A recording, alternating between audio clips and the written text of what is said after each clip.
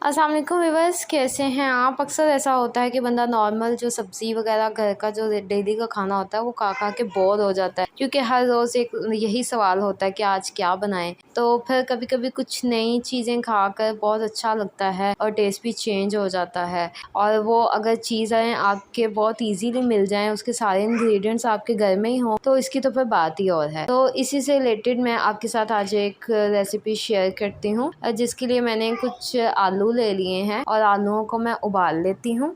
और जैसे ही आलू उबल जाएंगे इनको कर लेते हैं अच्छे से मैश, और फिर इसमें ऐड करते हैं क्रिस्पी फ्राई मसाला, 1 खाने का चम्मच मतलब 1 टेबलस्पून। इसके साथ मैं इसमें मसाले ऐड कर देती हूँ। 1 टीस्पून मिर्च, 1 टीस्पून नमक, 1 टीस्पून सूखा धनिया पिसा हुआ, 1 टीस्पून दरा मिर्च और प्याज और धनिया बारीक बारीक सा कटा हुआ। इसको अच्छे से मैश करके इसकी बना लेते हैं छोटी छोटी सी टिक्कियाँ। और अब आप समझ तो गए ही होंगे, मैं बनाने लगी हूँ यहाँ पर आलू की टिक्की, जो कि बहुत ही मज़े की बनती है। तो अब मैं ये सारी टिक्कियाँ बना लेती हूँ। इसको मुनासिब साइज़ में गोल सी और थोड़ी सी मोटी सी इसको बना लेते हैं, ताकि ये अच्छे से फ्राई भी हो जाएगी फिर। और आलू तो वैसे भी बॉयल ही होते हैं। आप भी इस तरह की रेसिपीज़ घर पर ट्राई किया करें, ऐसी रेसिपीज़ अच्छी लगती हैं खाने के लिए। बहुत ही एफिशिएंटली और लेस कॉस्टली हैं। इसमें कोई भी देखें बाहर से इसके लिए कोई भी चीज़ नहीं हमें मंगवानी पड़ी, ये सारी चीज़ें घर पे ही अवेलेबल होती हैं। तो अब इसके साथ मुझे मज़ीद चाहिए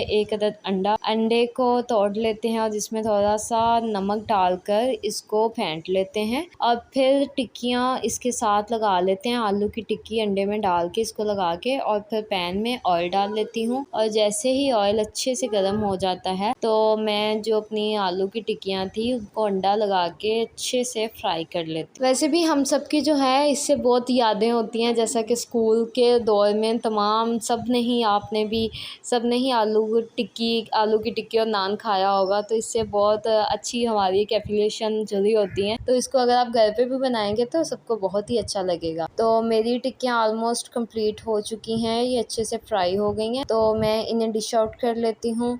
और इसका टेस्ट मज़ीद इन्हेंस करने के लिए मैं इसके साथ लूँगी केचप। केचप के साथ ये बहुत ही मज़े की लगेगी। आप भी इसके साथ कोई भी चटनी, ग्रीन चटनी, केचप वगैरह यूज़ करें तो ज़्यादा मज़ा आएगा। आप भी ज़रूर ट्राई करें, नई नई रेसिपीज़ ट्राई किया करें और अपना बहुत सा ख्याल रखें। रेसिपी अच्छी लगी हो तो वीडियो को लाइक और शेयर करें और चैनल को सब्सक्राइब ज़रूर करें। अल्लाह हाफ़िज़।